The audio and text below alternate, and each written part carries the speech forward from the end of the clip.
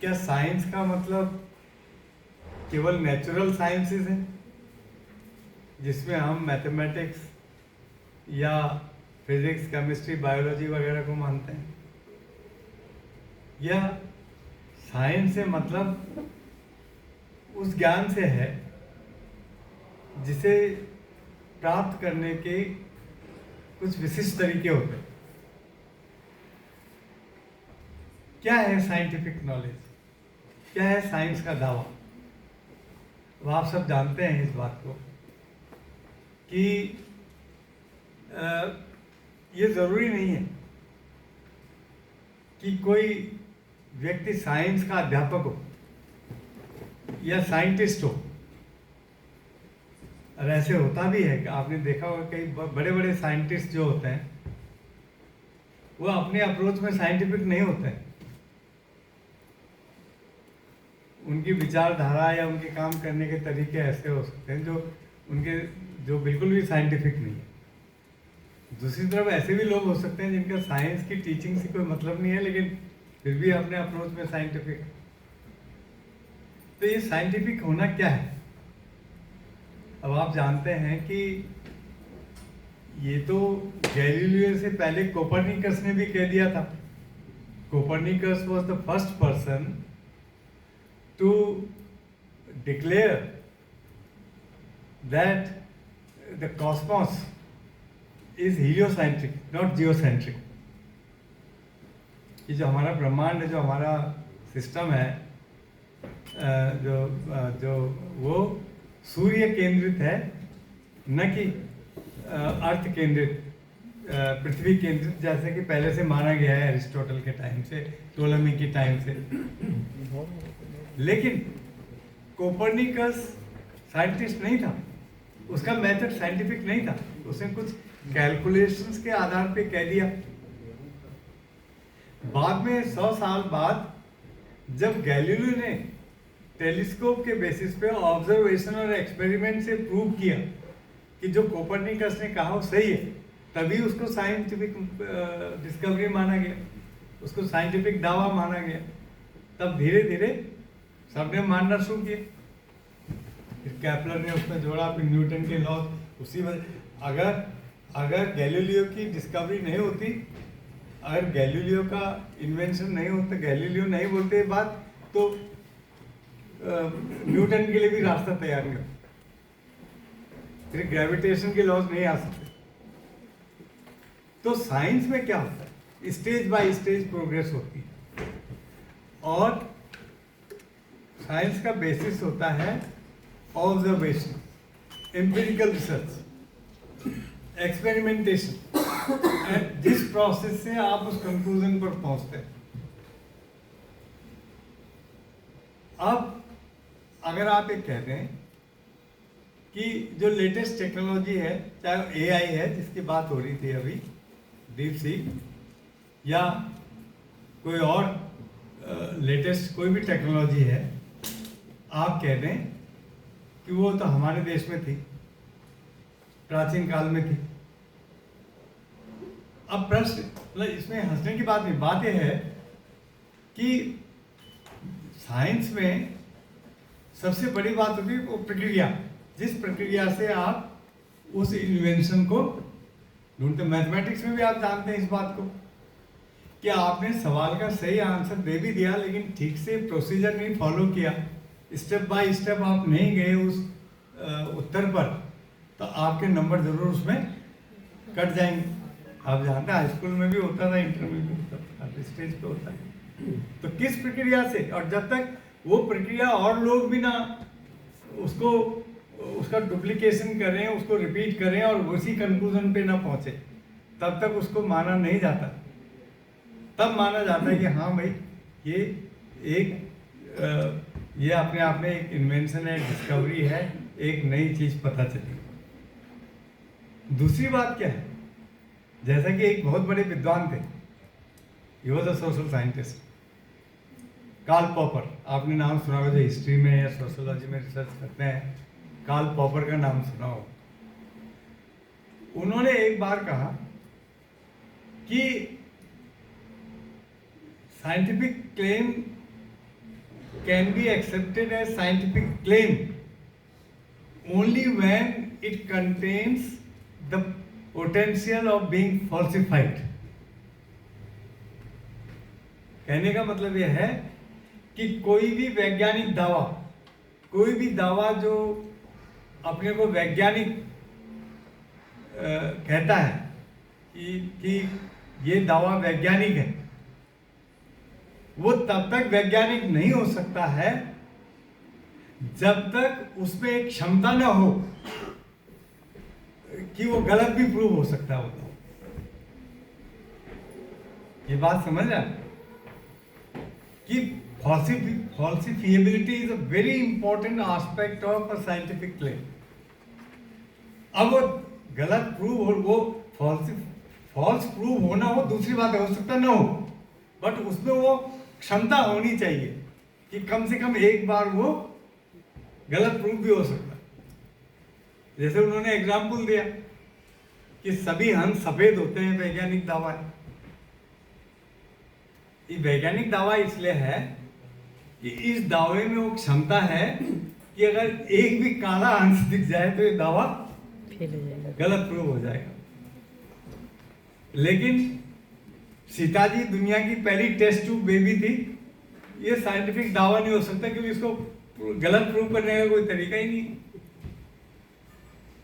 या पैगंबर मोहम्मद ने चांद के 2 टुकड़े कर दिए थे, इसको गलत प्रूव करने का कोई तरीका ही नहीं है। तो ये साइंस के दायरे में इस तरह की बातें नहीं आती जो हम मिरेकल्स बोलते हैं, सुपर नेचुरल, ये साइंस के दायरे में नहीं आती। तो इतिहास और सोशल साइंसेस में अब जैसे धीरे धीरे मैं आपको बताऊंगा कि कुछ बातें ऐसी हैं जो उनको साइंस के करीब ले जा सकती हैं, क्योंकि जो मेथड्स हैं ये हम इनमें भी फॉलो करते हैं। और ऐसा नहीं है कि देखिए, मतलब शुरू में साइंस के साथ इतना जबरदस्त ऑब्सेशन था साइंटिफिक मेथड के साथ कि नेचर में लॉज देखे जाते थे। अगर आप साइंटिफिक रेवोल्यूशन का पीरियड देखें 17वीं सेंचुरी का, 16 17 अर्ली 18 को साइंटिफिक रेवोल्यूशन का, वैज्ञानिक क्रांति का पीरियड माना जाता है, जिसमें आप जानते हैं मतलब जिसकी शुरुआत हम कोपरनिकस से करते हैं और न्यूटन तक जाता है पूरा, बीच में गैलीलियो, केपलर और कई और लोग हैं। तो हर एक ने कुछ ना कुछ किया, जिसकी वजह से पूरी एक पैराडाइम शिफ्ट हो गई। वो भी अपने आप में एक पैराडाइम शिफ्ट, साइंस की एक और बात है कि प्रतिमान कैसे बदलता है। पैराडाइम शिफ्ट एक बहुत इंपॉर्टेंट, एक विद्वान थे टॉमस कुन। टॉमस कुन ने 1961 में या 60 में किताब लिखी था, स्ट्रक्चर ऑफ साइंटिफिक रेवोल्यूशन। उन्होंने कहा कि विज्ञान में 2 तरह के परिवर्तन होते हैं। एक तो जो छोटे मोटे परिवर्तन होते रहते हैं किसी प्रतिमान के अंदर, किसी पैराडाइम के अंदर ही, किसी सिस्टम के अंदर ही जो परिवर्तन विज्ञान में होते रहते हैं, जिसकी वजह से टेक्नोलॉजिकल चेंजेस होते हैं। जैसे आपने एक सुई बनाई, अगले साल आपने कोई बैग जो साइंटिफिक प्रिंसिपल अपना करके उस सुई को और अच्छा बना दिया, फिर और अच्छा बना दिया। तो ये छोटे मोटे चेंजेस होते हैं। लेकिन एक टाइम ऐसा आता है जब वो पूरी पैराडाइम ही बदल जाते हैं, एकदम से रिवोल्यूशनरी चेंज आता है साइंस में, जिसकी वजह से बिल्कुल नए रास्ते खुल जाते हैं। जैसा कि ये 16वीं और 17वीं सदी में हुआ, जब दुनिया के बारे में सोचने का नजरिया ही बदल गया। मतलब चर्च कहता था कि पृथ्वी के चारों तरफ सब घूमता है, सूर्य भी पृथ्वी के चारों तरफ घूमता है, जिसको आप जियोसेंट्रिक जो पैराडाइम थी वही चली आ रही।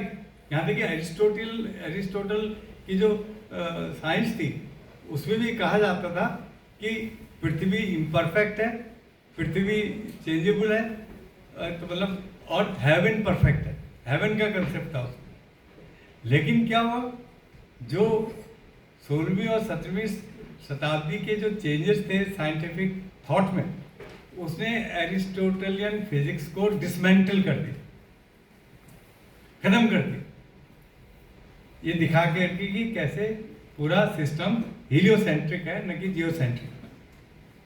तो इसको बोलते हैं पैराडाइम शिफ्ट। जब पूरा आपका वर्ल्ड व्यू ही चेंज हो जाए, और जिसकी वजह से फिर रास्ता खुल गया कि मनुष्य का जो दिमाग है, उसकी सोचने का जो तरीका है वो भी बदल गया। यही वाइस पीरियड, और वो रिजल्ट था इनलाइटनमेंट, प्रबोधन का युग जिसको आप बोलते हैं, जो 17वीं सदी के शुरू से लेके पूरी 18वीं सदी तक चलता है। लोगों का नजरिया ही बदल गया। पहले आप ही देखिए, मैं आपको जैसे मैं बता दूं, सपोज मैं आपकी क्लास ले रहा हूँ, तो क्लास लेते लेते मैं आपसे पूछने लगा कि भाई बताइए कि खानवा के युद्ध में बाबर क्यों जीता और राणा सांगा क्यों हारा। अब आपसे अगर मैं कह दूं कि भाई बाबर इसलिए जीता, जैसे बाबर खुद लिखता है एक दो जगह कि अल्लाह उसके साथ था, अल्लाह था उसके साथ, तो अल्लाह जिसके साथ होगा तो जीतेगा ही। अब अगर मैंने ये बोल दिया और आपने मेरी बात को डिनाई नहीं किया, तो हिस्ट्री तो यहीं पे खत्म हो गई। आपने मुझे कोई प्रश्न पूछा ही नहीं इसके बाद, फिर आगे कोई बातचीत हिस्ट्री की कभी वही नहीं। लेकिन हिस्ट्री यही थी, पहले चर्च के हाथ में थी पूरी हिस्ट्री। यूरोप में history was a branch of theology, and as a branch of theology, historical causation was based on divine will, ईश्वर की इच्छा। अभी भी हम बोलते हैं, तो जब ईश्वर की इच्छा है तो फिर आगे हिस्ट्री या सोशल साइंसेस कोई बढ़ ही नहीं सकती, साइंस भी नहीं बढ़ सकती। तो ये मेटाफिजिक्स बोलते हैं इसको, मेटाफिजिकल इंटरप्रिटेशन, सुपर नेचुरल, जहाँ सोचते हैं कि दुनिया से बाहर कोई शक्ति है जो रेगुलेट कर रही है, तो वो तो नहीं हो सकता। तो इसलिए आप मेरी बात को नहीं मानेंगे और कहेंगे नहीं साहब, बाबर इसलिए जीता क्योंकि उसके पास तोप खाना था, जो कि राणा सांगा के पास नहीं था, या बाबर के पास फ्लैंकिंग टैक्टिक्स थी तुलगुमा, जो उसके पास नहीं थी। तो और भी कारण हो सकते हैं, उस पर डिस्कशन हो सकता है कि क्या सही है क्या गलत है। तो बट वो कम से कम फिर ऐसी वो डिस्कशन के लिए एक रास्ता खुल गया, फिर बातचीत हो सकती है। लेकिन अगर आपने कह दिया कि नहीं वो अल्लाह उसके साथ था, तो वो उस तरह हम लोग नहीं कर सकते। तो वो उस तरह की बात थी मिडिवल टाइम्स में। ये माना जाता था कि वटेवर हमारे यहाँ भी, जिसको हम फेटलिज्म बोलते हैं, whatever you reap in this life, it is the result of what you have sown in your previous life. कि जैसा आपने पिछले जन्म में किया होगा वैसा आपका इस जन्म में होगा, जैसा आप इस जन्म में करेंगे वैसे आप अगले जन्म में होगा। तो जो doctrine of Karma and transmigration आपको पता है, हमारे यहाँ जो वेबर कहता है, मैक्स वेबर जो सोशोलॉजी के लोग हैं, कि हिंदुस्तान इससे तरक्की नहीं कर पाया, पूंजीवाद इसलिए नहीं आ पाया क्योंकि एक यहाँ कास्ट सिस्टम था और दूसरा यहाँ कर्म का सिद्धांत, और जो सोल की आत्मा का ट्रांसमाइग्रेशन का सिद्धांत है, इसकी वजह से लोग फेटलिस्टिक थे, वो उस तरह से नहीं थे। जैसे यूरोप में कैल्विनिस्ट क्रिश्चियनिटी की वजह से लोगों को लगा कि जो भी कुछ करना है इसी लाइफ में करना है, उस तरह की बात यहाँ नहीं। और चाइना में यही काम कन्फ्यूशियनिज्म ने किया। हालांकि मैक्स वेबर की बात को हम नहीं मानते क्योंकि ऐसा नहीं था, सब लोग ऐसे नहीं थे। तो लेकिन कहने का मतलब है कि एक थ्योरी थी, यूरोप में तो थी ही।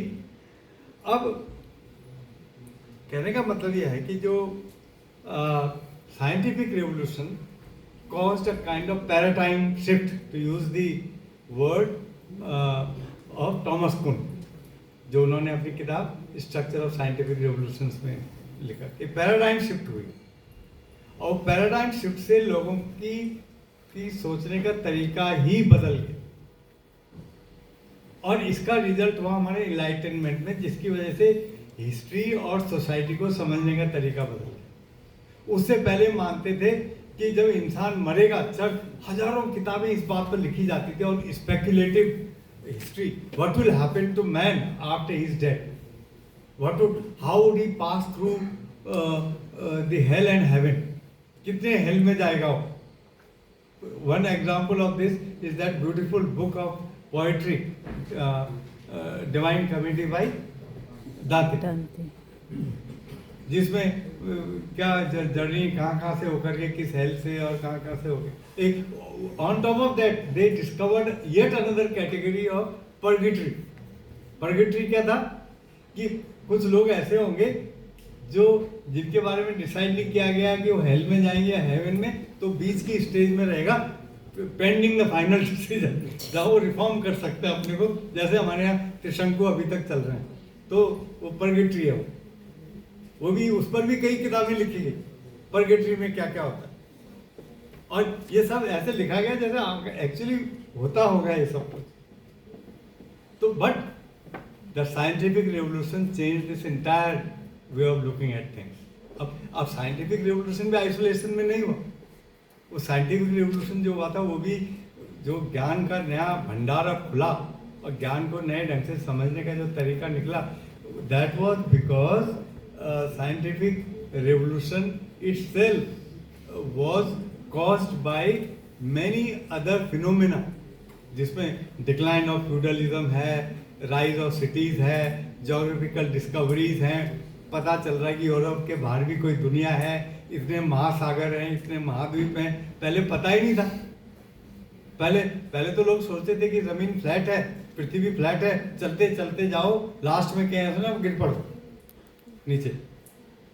ये मानते थे कि पृथ्वी फ्लैट है, अगर आप चलते जाएंगे तो लास्ट में आप वहां से गिर सकते हैं कहीं। तो अब पता चल गया कि आप जहां से चलेंगे वहीं पहुंच जाएंगे। तो ये सब डिस्कवरीज हुई, फिर रेनेसांस आया, रिफॉर्मेशन आया, इन सब का भी असर पड़ा, साइंटिफिक रेवोल्यूशन हुआ।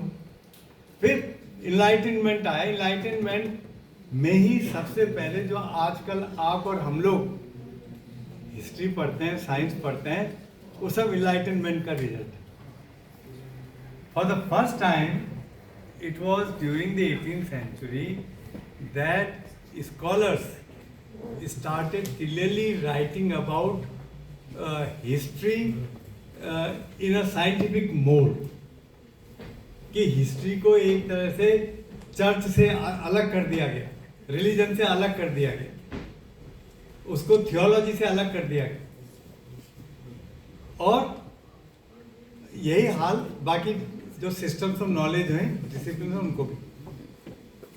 तो इसीलिए आप जानते हैं कि जो 18th century के फिलोसफर्स थे, आपने नाम सुने उनके, मंतेस्क्यू का नाम सुना आपने, दिद्योत का नाम सुना है, और भी कई, उससे पहले लॉक का नाम सुना है। So they came out with new ways of looking at the study of society, जिसमें उन्होंने कुछ लॉज की बात करनी शुरू करी साइंस की तरह। ये धीरे धीरे साइंटिफिक सोसाइटी का साइंटिफिक नॉलेज कैसे गेन करें, जैसे साइंस में कुछ लॉज हैं, जैसे न्यूटन ने लॉज बना दिए हैं, वैसे ही सोसाइटी के अध्ययन के लिए भी कुछ लॉज होने चाहिए।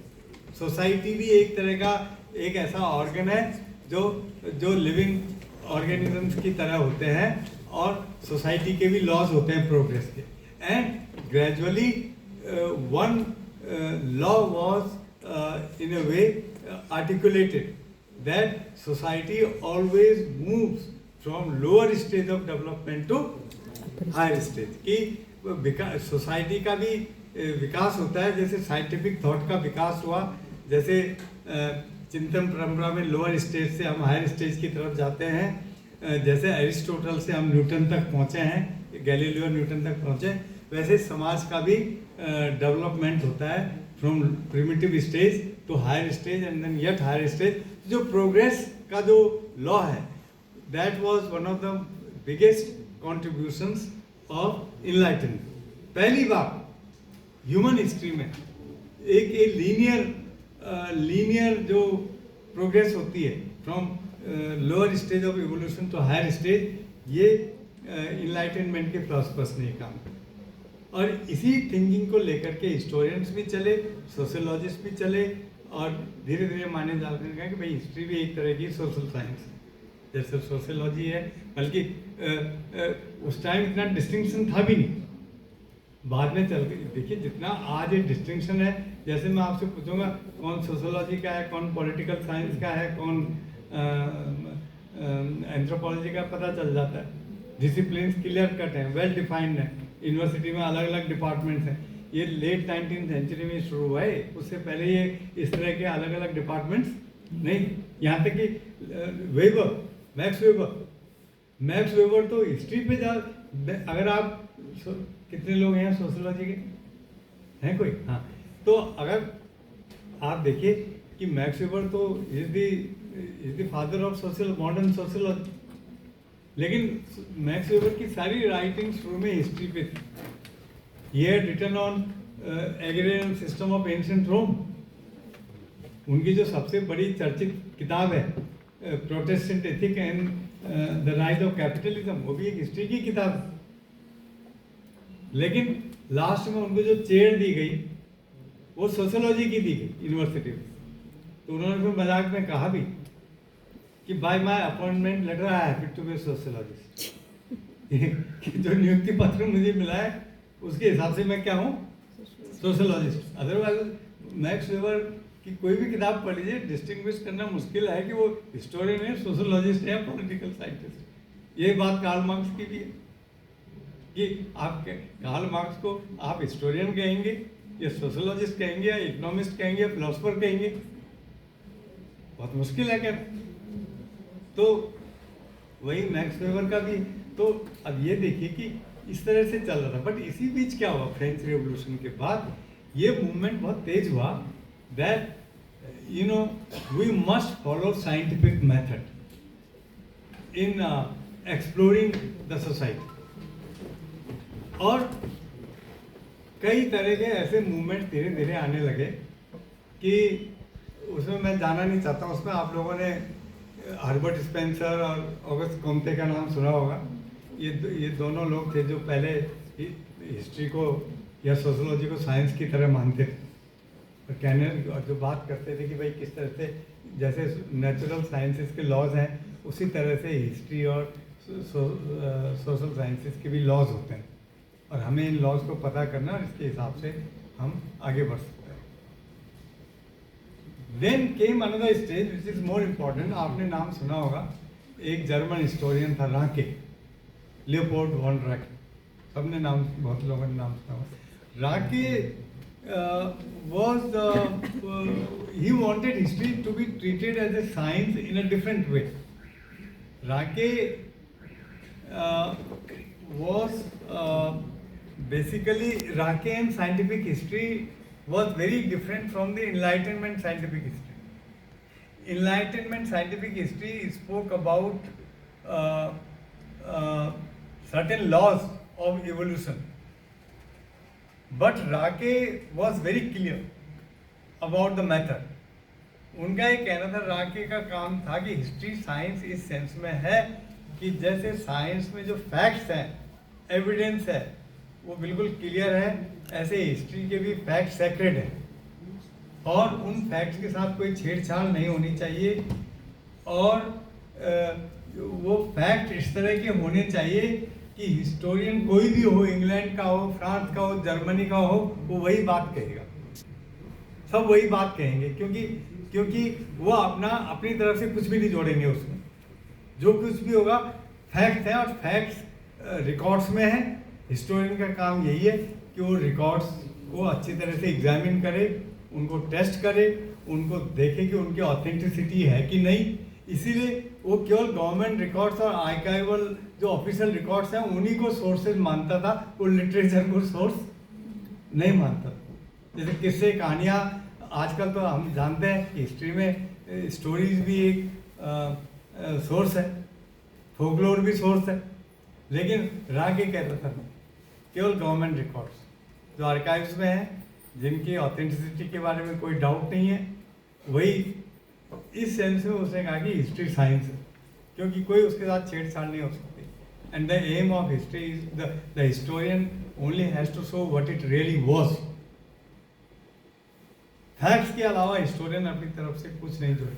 वो गलत बोल रहा था, क्योंकि सवाल यह है कि कोई हिस्टोरियन कभी भी ऐसा नहीं हो सकता, जैसे बाद में येजकार ने भी कहा कि भाई कोई भी फैक्ट, उसको हिस्ट्री का फैक्ट तो हिस्टोरियन नहीं बनाता, फैक्ट्स तो कहीं पड़े हुए हैं, तो उन फैक्ट्स को वहाँ से ला करके कौन फैक्ट हिस्ट्री का फैक्ट होगा और कौन नहीं होगा, वो तो हिस्टोरियन का काम है, वो तो हिस्टोरियन का काम है।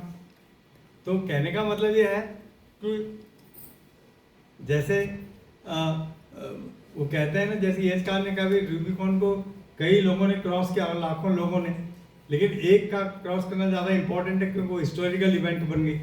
तो कहने का मतलब है कि इसमें जो जिस फैक्ट को हिस्टोरियन ने किसी सिलेक्शन के बेसिस पे सिलेक्ट कर लिया वो ज़्यादा इंपॉर्टेंट, वो हिस्टोरिकल फैक्ट है, बाकी तो वहीं रहे। अब उसी में हम एक स्टेप और आगे बढ़ गए आजकल, जिसमें हम ये कहते हैं कि जो फैक्ट्स हैं, जो जिनको आप फैक्ट्स बोलते हैं, वो फैक्ट्स एक्चुअली रिप्रेजेंटेशन हैं। जो मैं आपको जो पोस्ट मॉडर्निज्म में जो बोला जाता है कि कोई अल्टीमेट रियलिटी है ही नहीं, वो जिसको आप मतलब ईएच कार को पहले हम सोचते थे कि ईएच कार बहुत बड़े रिलेटिविस्ट हैं। रिलेटिविस्ट मतलब वो ये कहते हैं कि हिस्ट्री कुछ नहीं है बल्कि फैक्ट और इंटरप्रिटेशन के बीच का रिलेशन इंटरेक्शन है, पास्ट एंड प्रेजेंट के बीच का इंटरेक्शन है। तो सब्जेक्टिविटी और ऑब्जेक्टिविटी के बीच की स्टेज है, तो इसको बोलते हैं रिलेटिविज्म। लेकिन अब हम लोग एक और स्टेज आ गए जो पिछले 40 साल में, जिसको हम पोस्ट मॉडर्निज्म कहते हैं, उसमें कहा जाता है कि भाई जिसको आप फैक्ट कहते हैं वो फैक्ट भी हो सकता है, वो किसी न किसी वजह से जिस जहाँ वो फैक्ट है वहाँ उसको कहीं और से लाया गया, तो वो रिप्रेजेंटेशन। तो सपोज मैं ये बोल दूँ कि अकबरनामा में अबुल फजल ने ये लिखा है, अब सवाल ये उठता है कि अबुल फजल को इन्फॉर्मेशन कहाँ से मिली। अबुल फजल तो बहुत बाद में मुगल कोर्ट में आया और वो किताब तो 1603 में लिख रहा है, तो अगर वो 1565 की बात लिख रहा है तो किस बेसिस पे लिख रहा है। तो इसलिए सोर्स को भी क्वेश्चन किया जाएगा कि सोर्स भी अपने आप में एक नैरेटिव है। तो वो खैर उस पर थोड़ा मैं बाद में आऊँगा।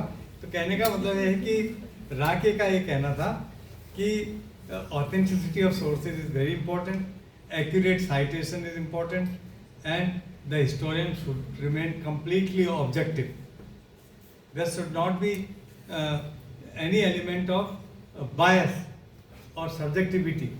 यहाँ तक कि उसको फॉलो करते हुए जब वो उस जमाने में कैम्ब्रिज हिस्ट्री ऑफ यूरोप लिखी गई, तो ये कहा गया हिस्टोरियंस को जो लिख रहे थे कि कहाँ पर एक हिस्टोरियन ने अपनी कलम छोड़ी और दूसरे ने पिकअप करी, ये पाठक को पता नहीं चलना चाहिए। मतलब सबका एक जैसा होना चाहिए, respective of their nationality, respective of their ideology. तो ये राकियन मेथड अपने आप में हाईली फ्लॉड था, जैसे आप सब जानते हैं उसमें, क्योंकि राकियन मेथड की प्रॉब्लम ये थी कि उसमें इस तरह का जो पॉजिटिविज्म बोलते हैं इसको पॉजिटिविज्म बोलते हैं। पॉजिटिविज्म कुमते वाला भी पॉजिटिविज्म, यहाँ तक कि इनलाइटनमेंट के जो हिस्टोरियंस हैं वो भी पॉजिटिविस्ट फिलोसफी है उसको। पॉजिटिव मतलब कि positive, history is a positive science, natural science, तो इसीलिए उसको पॉजिटिविज्म बोलते हैं। लेकिन इसकी प्रॉब्लम यह है कि it's not possible in social sciences that particularly in history that you can keep out the historian. उसका जो इंटरप्रिटेशन है वो बहुत इंपॉर्टेंट है। पूरा facts pass through his mind. Historian is a thinking human being. तो historian, it is not possible to write history without plotting your story. एक plot हमेशा होता है स्टोरी। कहीं ना कहीं एक हिस्टोरियन वही फैक्ट्स, जब एक हिस्टोरियन एग्जामिन करेगा और वही फैक्ट्स दूसरा हिस्टोरियन करेगा, तो हो सकता है इंटरप्रिटेशन अलग अलग। यही सोशल साइंसेज में होता है। तो इसलिए पॉजिटिविज्म की क्रिटिसिज्म होने लगी। लेकिन एक और तरह की साइंटिफिक हिस्ट्री फिर आई, जिसको मार्क्सिस्ट हिस्ट्री बोलते हैं, because Marxist history writing also claims to be scientific. In fact कई बार जो मार्क्सिस्ट हिस्टोरियंस हैं उनकी हिस्ट्री राइटिंग को साइंटिफिक हिस्ट्री कहा जाता है। रांके की भी हिस्ट्री साइंटिफिक थी because he was also following some kind of scientific method. Marxist history is scientific in what sense? Because they believe that they do not explain historical phenomena in terms of metaphysical or supernatural factors, and they believe in the laws of social evolution, that society has always moved from lower stage of development to higher stage.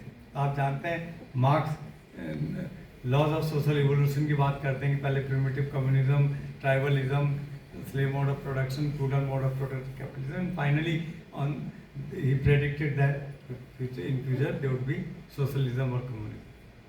तो उन्होंने इसको scientific माना और एक तरह से माना कि जो पूरी वो जो स्कीमा है, थीसिस, एंटीथीसिस, सिंथेसिस, जिसको हम हिस्टोरिकल मटेरियलिज्म बोलते हैं, उसके बेसिस पे उन्होंने जो हिस्ट्री लिखी उसको कहा गया कि भाई ये साइंटिफिक हिस्ट्री, और इस बेसिस पे हम कह सकें फ्यूचर में सोशलिज्म आएगा।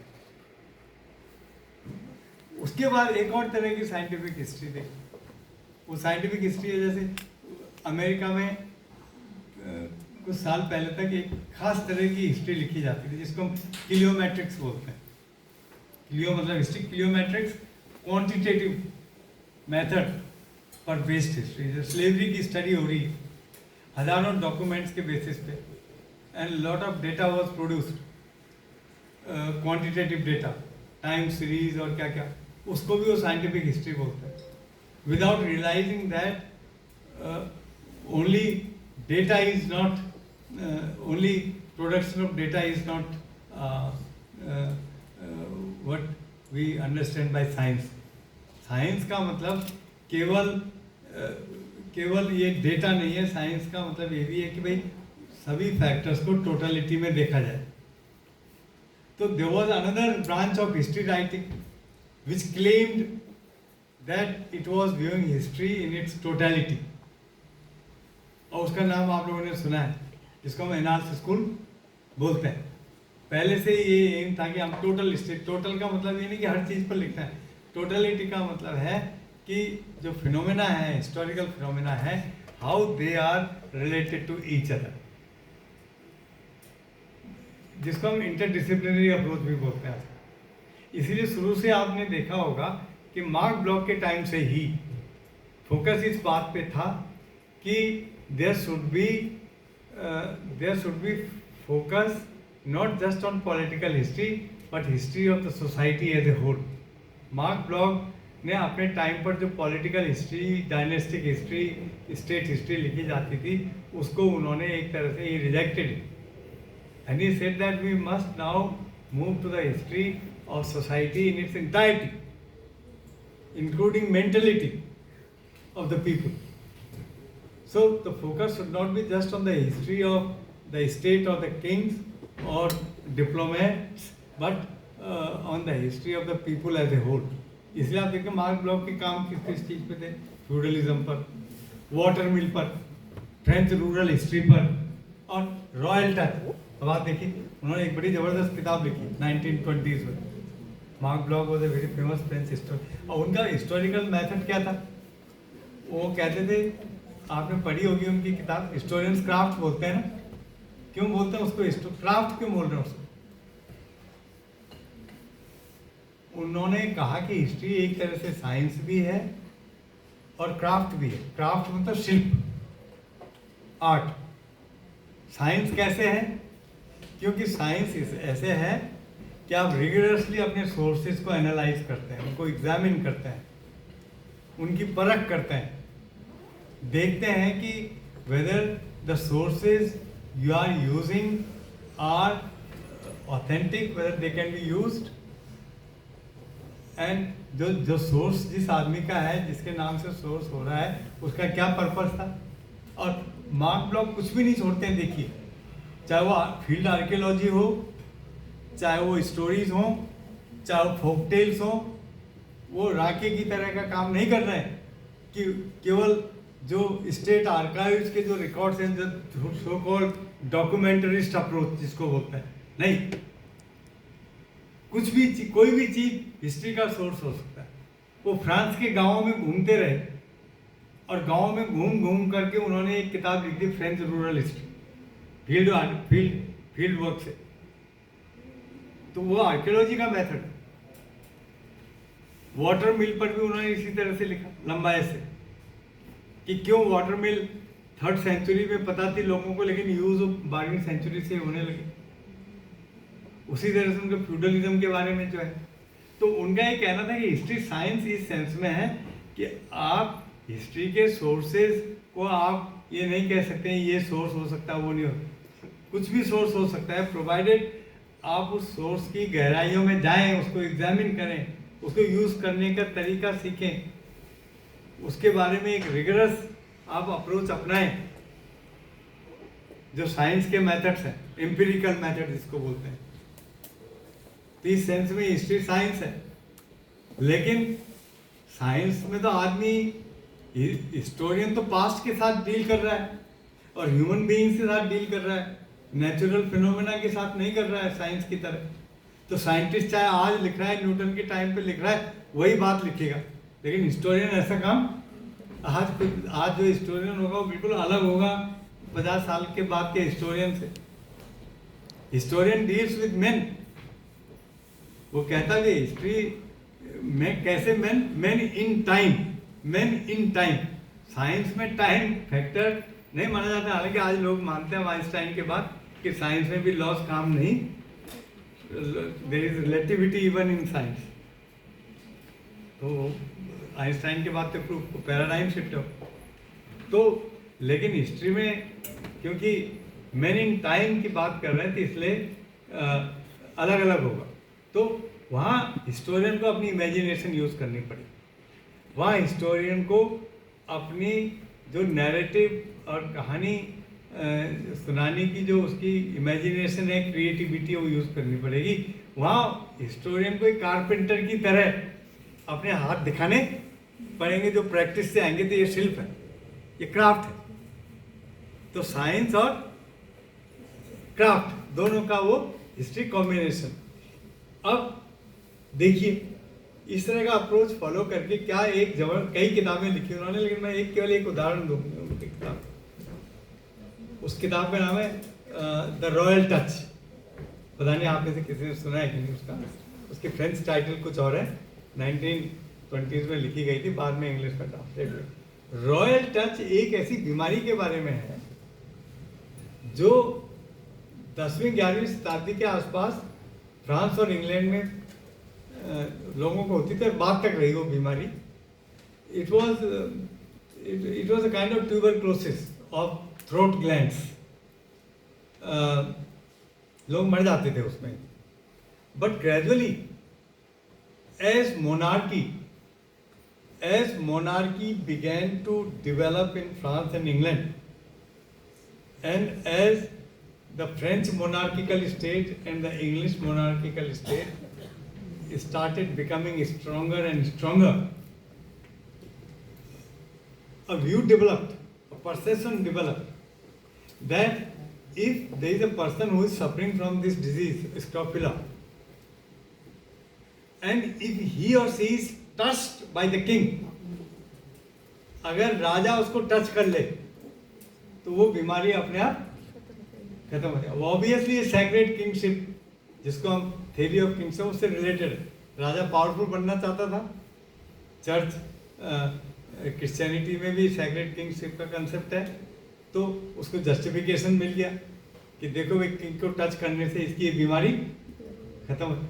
Now so much so that even when the disease did not disappear, the faith in this cure did not subside. faith बना रहा।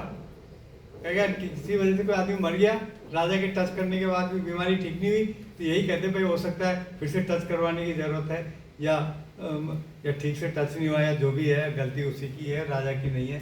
तो और ये फेथ तल। And interestingly then Marc Bloch writes, as French absolutism became powerful and more centralized, the faith in king's capacity, in Louis XIV's capacity to cure the disease increased. और England में भी ट्यूडोर्स तक ये रहा। खत्म कब हुआ ये विश्वास? जब फ्रेंच रिवॉल्यूशन हुआ और राजा और रानी का कटा हुआ सर लोगों को दिखाएगा कि जो अपने को ही नहीं बचा सकते वो आम जनता को क्या बचाएंगे, है?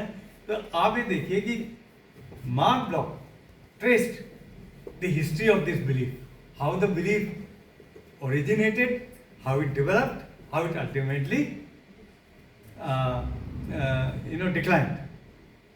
तो ये अपने आप में एक बिलीफ की हिस्ट्री, कोई सोच सकता है 1920s में कि एक बिलीफ की हिस्ट्री पर एक किताब लिखी जा रही by relating it to society and theory of kingship and nature of state formation. तो इस तरह का काम, तो आप उसको कह लीजिए कि उसमें एंथ्रोपोलॉजी भी आ गई, उसमें पॉलिटिक्स भी आ गई, उसमें सोशोलॉजी भी आ गई, उसमें हिस्ट्री भी आ गई, सब कुछ आ गया, उसमें रिलीजन भी आ गई। तो इस तरह की इंटरडिसिप्लिनरी स्टडी, तो ये सब चलता रहा। क्योंकि टाइम पर भी नज़र रखनी है।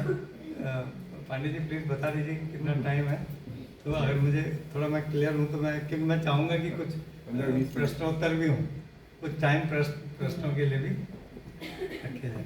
10-15 हाँ, तो अब क्योंकि मैं I am covering a very vast ground, pardon me if I am skipping many things in between. तो अब ये मार्क्सिस्ट हिस्ट्री राइटिंग, उसका साइंटिफिक क्लेम अपने जगह है, एनाल्स स्कूल का अपनी जगह है, और एनाल्स स्कूल में बाद में एक और ट्रेंड आया। तो मार्क ब्लॉक का तो शुरुआती ट्रेंड है, बाद में जो सेकंड फेज आया एनाल्स स्कूल का, जिसकी लीडरशिप एक बहुत बड़े हिस्टोरियन के पास थी, जिसका नाम फर्नांड ब्रॉदेल था, आपने नाम सुना होगा, फर्नांड ब्रॉदेल। तो फर्नांड ब्रॉदेल 20वीं सेंचुरी के सबसे बड़े हिस्टोरियंस में से। He spoke of structural history, structural, और यहाँ ज्योग्राफी का इन्फ्लुएंस बहुत ज़बरदस्त है, ज्योग्राफी और इकोलॉजी का, कि भाई छोटे मोटे चेंजेस तो होते रहते हैं। आज कोई एक राजा है, कल दूसरा राजा बदल गया, वो राजा मर गया, एक प्राइम मिनिस्टर आ गया, दूसरा मिनिस्टर आ गया, आज ऐसा हुआ। ये these are very superficial changes. इनसे ज़्यादा ये these changes happen every day. ये समुद्र के झाग की तरह है, जो सतह पर जो झाग दिखाई देता है लहरों, इससे ज़्यादा जो चेंजेस जो स्लो होते हैं वो होते हैं सोशल एंड इकोनॉमिक चेंजेस, जो एकदम से डे टू डे बेसिस पे पता नहीं चलता। पॉलिटिकल चेंज तो आपको एकदम पता चल जाता है कि आज ये प्राइम मिनिस्टर है, कल वो है, आज बांग्लादेश में वो बन गया, कल वो था, और परसों ये हो जाएगा। लेकिन social and economic changes day to day basis पे नहीं पता चलता, उसमें कभी 50 साल, 100 साल, 150 साल लगता है, जिसके इंटरमीडिएट रेंज चेंजेस होते हैं। बट एक इससे भी आगे बढ़कर चेंज जो स्लो चेंज होता है, जहाँ लगता है चेंज ही नहीं हो रहा है, मोबाइल है बिल्कुल, लेकिन हमें पता है कि हो रहा है, उसका असर पड़ रहा है लोगों को, वो अल्टीमेटली होता है लॉन्ग ड्यूरेशन के चेंजेस। वो कौन से होते हैं? वो इकोलॉजिकल चेंजेस जो होते हैं, ज्योग्राफिकल चेंजेस जो होते हैं, जो नेचर के, जिसको लॉन्ग, उसको उन्होंने तो वर्ड रखा उसके लॉन्ग ड्यूरी। तो ये कभी कभी इसके बेसिस पे उन्होंने पूरे मेडिटेरेनियन वर्ल्ड की स्टडी करी 1950s में। पूरे मेडिटेरेनियन वर्ल्ड, चाहे वो यूरोप वाला हिस्सा हो, अफ्रीका वाला हो, एशिया वाला हो, आप जानते हैं मेडिटेरेनियन तीनों कॉन्टिनेंट्स के साथ जुड़ा हो, तो सब सोसाइटीज़ का अध्ययन किया उन्होंने, और मतलब एक तरह से स्ट्रक्चरल अप्रोच था ये।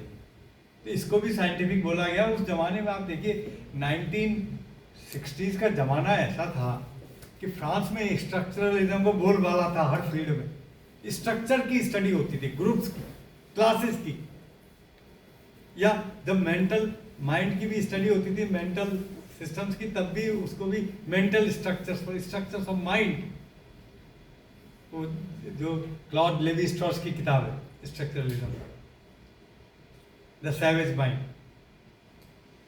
मार्क्सिज्म में वह एक बहुत बड़े विद्वान थे, वो जो क्लास स्ट्रक्चर है, वो उस पर उनके जो कैसे और जो मार्क्सिस्ट जो आइडियोलॉजी है उसकी स्ट्रक्चरल स्टडी करने वाले बहुत बड़े विद्वान थे, आल्थुसर।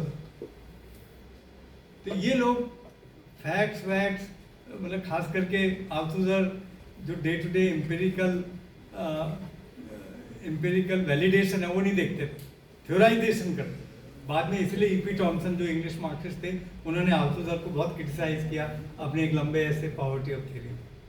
तो इसलिए हम ये कह रहे हैं कि scientific history writing took many gods. We have scientific history writing in many forms with us, but gradually धीरे धीरे क्या हुआ कि ये साइंटिफिक हिस्ट्री या साइंटिफिक मेथड, सोशल साइंस, इस पे थोड़ा प्रश्न चिन्ह लगने लगे। प्रश्न चिन्ह केवल इसी पे नहीं लगा, पूरे साइंस पे भी लगा और इनलाइटनमेंट पे ही लग गया। सब पे प्रश्न चिन्ह लगने लगे कि जो इनलाइटनमेंट की फिलॉसफी है प्रोग्रेस की, कि लॉ है कि society has always progress from lower stage to higher stage, just as in science there are laws of social evolution. History में भी ये हुआ, स्ट्रक्चरलिज्म में भी ये था। एनालिसिस स्कूल का भी एक बहुत बड़ा ग्रुप में मानता था, खासकर Braudelian branch of the analysis school. Now from 1960s an entire philosophical movement started which questioned this whole idea of scientific method. So it's not that this philosophy was anyway less scientific, because it did make sense, but it questioned the whole enlightenment view of the world. क्यों? उन्होंने कहा कि इस progress के नाम पे आपने enlightenment से जो फोर्सेस रिलीज हुई, जो इंटेलेक्चुअल फोर्सेस रिलीज हुई, और इनलाइटनमेंट के बाद जो कॉलोनियलिज्म, इंपीरियलिज्म आया, उसने तो दुनिया के एक बहुत बड़े हिस्से की हालत खराब कर दी।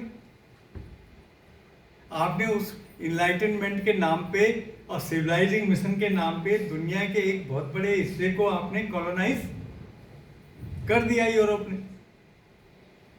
जब अंग्रेज इंडिया में आए या अफ्रीका में यूरोपियंस गए, क्या बोलते थे कि हम इनलाइटनमेंट से आगे बढ़ गए, अब हमें यही काम यहाँ भी करना है। इंडिया में क्या बोलते थे कि we have to, it is a civilizing mission to make the Indians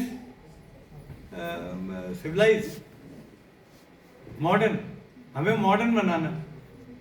अब तो एक तरह से व्हाट डिड इनलाइटनमेंट डू?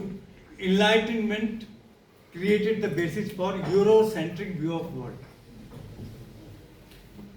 कि रीजन, रेशनलिटी, डेमोक्रेसी, प्रोग्रेस, ये यूरोपियन वर्चूज हैं जो बाकी दुनिया में नहीं थे, अब यूरोपियंस को बाकी दुनिया में भी इसके नाम पे उनका एक्सप्लॉयटेशन का रास्ता तैयार हो गया, सब्जुगेशन का रास्ता तैयार हो गया, और उनके पूरा अफ्रीका, एशिया और साउथ अमेरिका, इनका कॉलोनाइजेशन शुरू। वहाँ क्या क्या हुआ आप सब जानते हैं, जिसको हम कोलंबियन एक्सचेंज कहते हैं। अब historians are writing on Columbian exchange and they are telling us what heavy price the native Americans had to pay for being called civilised people. क्या क्या हुआ हुआ आज रेड इंडियंस आपको दिखते नहीं है, म्यूजियम शो पीसेस में दिखते हैं। कितना गोल्ड और सिल्वर वहाँ से यूरोप आया, कितना इंडिया के साथ क्या हुआ, चाइना के साथ क्या हुआ, अफ्रीका के साथ क्या हुआ, अपार्थाइड, रेसिज्म, ये सब उसी का नतीजा है। नाजिज्म, फासिज्म, बल्कि उस वैरायटी का नेशनलिज्म जो हमारे यहाँ भी है, जिसकी कीमत हम चुका रहे हैं, जिसको आप